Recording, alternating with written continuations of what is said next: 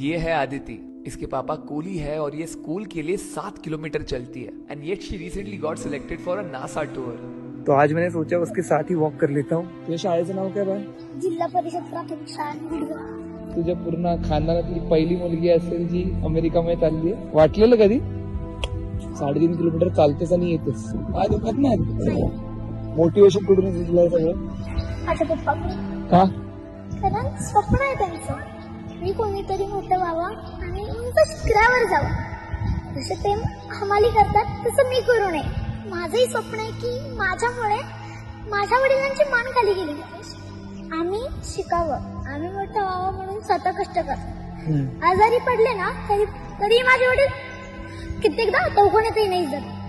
ओरडून ओरडून सांगावं लागतं.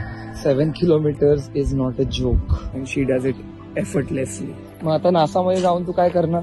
शोध त्यांनी जे लावले ना त्याची माहिती घ्यायची.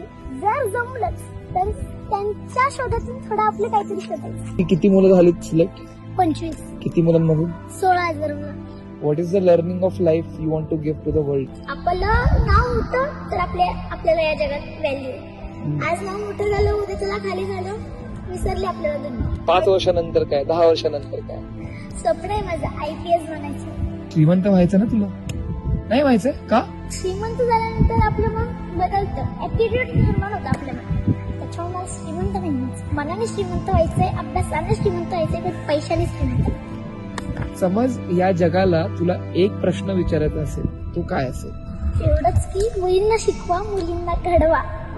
तर मुलं करू नका.